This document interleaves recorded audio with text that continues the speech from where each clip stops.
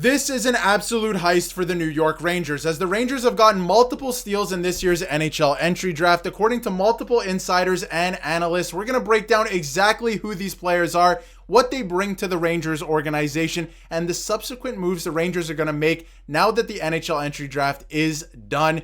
Some of these players will be included. We're going to break that down and all the moves that are going to happen before Tuesday, because it's going to be absolute insanity heading into free agency just a couple days away. We're going to break that all down in this episode of Rangers Digest. But before we do that, a quick reminder to hit that subscribe button. About 77% of you who watch these videos are not subscribed to the channel. So if you want to stay up to date with everything that's happening with your New York Rangers, go down below, hit that free subscribe button, because this is the place to be for all your daily New York Rangers content. But let's get right into it. We have the full list of the Rangers draft class from the 2025 NHL draft. I'm going to go through them very quickly, and we're going to deep dive into almost every single player on this list because, first of all, Mikael Eriksson, absolute steal. We're going to get into that. Malcolm Spence, absolute steal. We're going to get into some quotes from Malcolm Spence right now. We're going to do a deep dive on all of these players, but this is a very good draft class. A couple other names to keep an eye on too.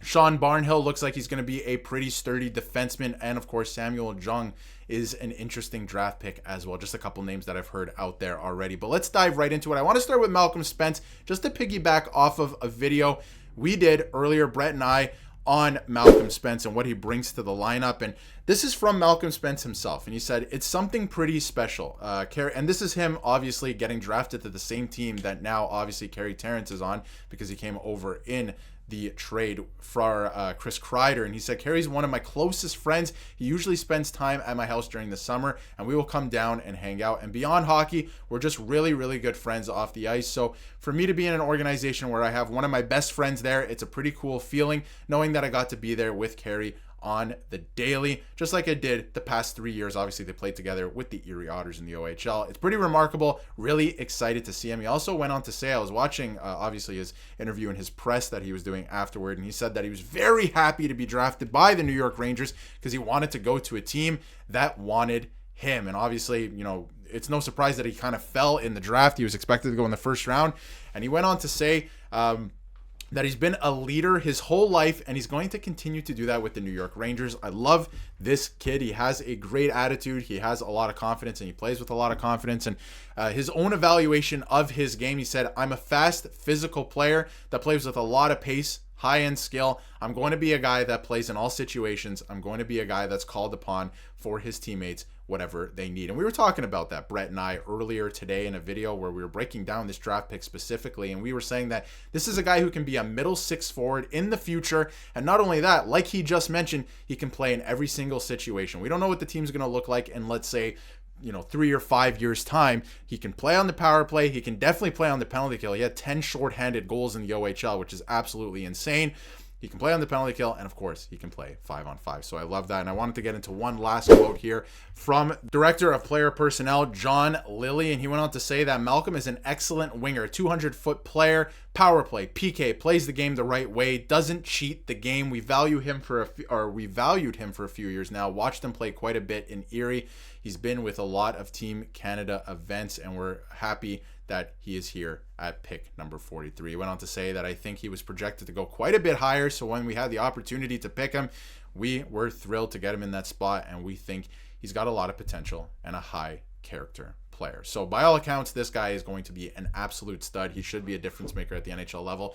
The only thing I will say that could be a holdup here is the Rangers player development staff. They need to be able to start developing these players. They haven't been able to do that. They do have a better NHL coach that I think can actually work with younger players now at this point, but that's not even where it starts. That's kind of where it ends when they're already on the team. You have to develop these players properly, and I am so hoping that the Rangers can do that with Malcolm Spence, because I think he's going to actually be a very special player. But let's get into some other of the draft picks that they made here. Last thing I'll mention is he actually has a 57% chance in terms of advanced analytics of being at a regular NHLer, which for a second round pick is actually pretty high and pretty encouraging. So I love to see that. But obviously the Rangers development staff has to get to work on there. Another draft pick that they made is Sean Barnhill, who is a very large 6'4" defenseman, 205 pounds at 18 years old. They picked him 70th overall.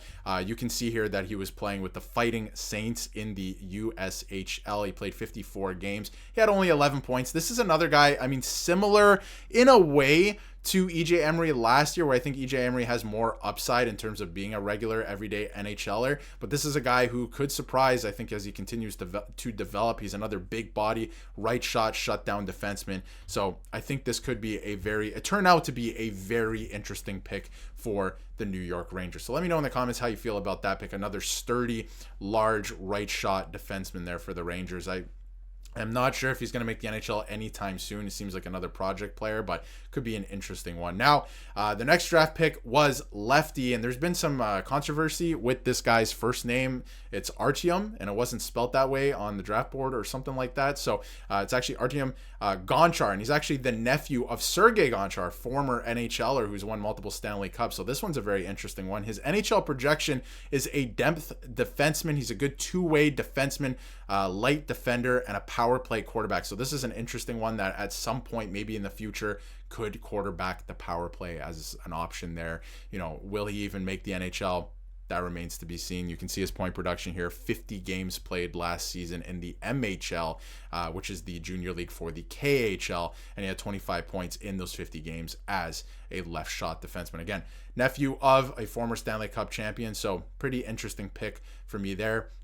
I would say definitely a two-way defenseman from everything I've seen in terms of the advanced analytics, but more offensively minded, just slightly more offensively minded than defense, which is not necessarily a bad thing. You like to get goals from your back end. The next, I just wanted to touch on this again to get back to Sean Barnhill really quick before we move on to the rest of the draft picks, guys who maybe won't make it, but could be some diamonds in the rough. You never know. I do like one guy in particular, could be a steal.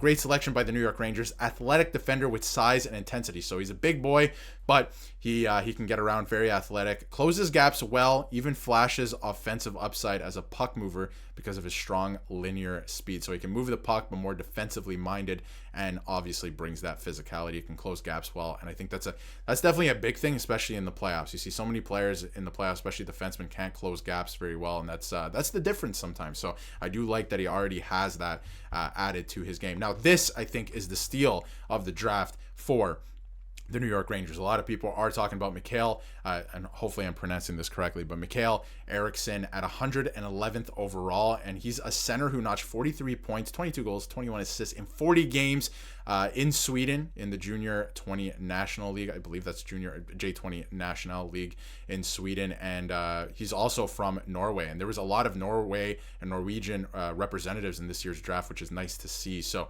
represented Norway internationally as well. He's on the national team, and he was also one of the youngest players in the draft. He turns 18 on September 13th, so just narrowly missed that deadline to be a late birthday and be drafted next year. So still a lot of room for him to grow, a lot of growth there. You can see here a lot of these are very encouraging for where he got drafted in the draft. Sorry, this is a different player, but you can see a lot of the numbers and a lot of what people are talking about on Twitter. Very encouraging numbers, that's for sure. The next player we'll get into is Zeb Lindgren, who's another defenseman out of the same league in Sweden. He's 6'1", 198 pounds, so still a lot of room to grow as well. Very encouraging advanced analytics. I'll leave it at that for that one because, again, some of these guys, he does have an NHL comparable of Jackson Lacombe, who's playing with the Anaheim Ducks and actually had a very successful first NHL season. So that's a good comparable, but I'll leave it at that for that one. We can deep dive into that in another video. This one I thought was interesting because a lot of people were like, hey, can't find anything about this guy out there. And if you look at his advanced analytics and some of the charts like this one, there's almost nothing on there. So this one's interesting. Obviously, you have scouts, if you're the Rangers out there watching games and all that throughout the year and scouting. So maybe they saw something that, isn't necessarily out to the public, but thought this was interesting, very much off the board. Very, very interesting one there. And Statboy Steven chiming in and saying that some very exciting names here. Love the Spence and Eriksson picks. I think, Spence is just a no-brainer to me. This is a great player. And he's going to be playing with Carey Terrence in the system as well. So made a lot of sense to me. And Eriksson, I like that pick as well. I think he's going to be a sleeper pick heading into the future. Should be a good one. Maybe a steal. A lot of people are throwing steal around this year with some of the players that the Rangers picked. And Evan Pasmore is a pick that they made in the 6th round. He also seemed like a no-brainer to Stat Boy Steven. You can see here, his NHL comparable is Zach Whitecloud. He's a defenseman, another big defenseman, a theme here for the New York Rangers. 6'5", 212 pounds already as an 18-year-old. Plays for the Barrie Colts in the OHL. Big, physical, low risk with the puck. So he just likes to make the play. He's able to make that play in those dangerous situations. I like this pick. And if you're compared to Zach Whitecloud, he's a Stanley Cup champion. So not bad at all. I think that's a good comparable for the New York Rangers as well. And the last one we'll touch on here is their last pick of the draft.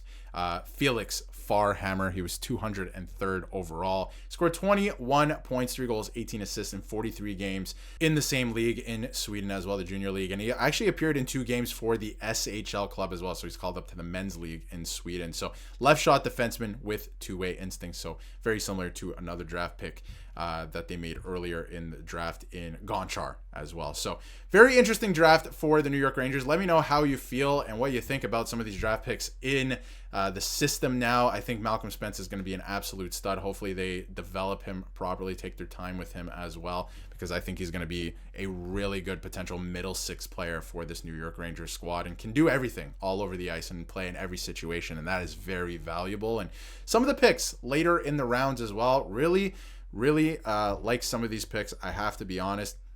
Like Zeb Lindgren, I think this is another really good pick.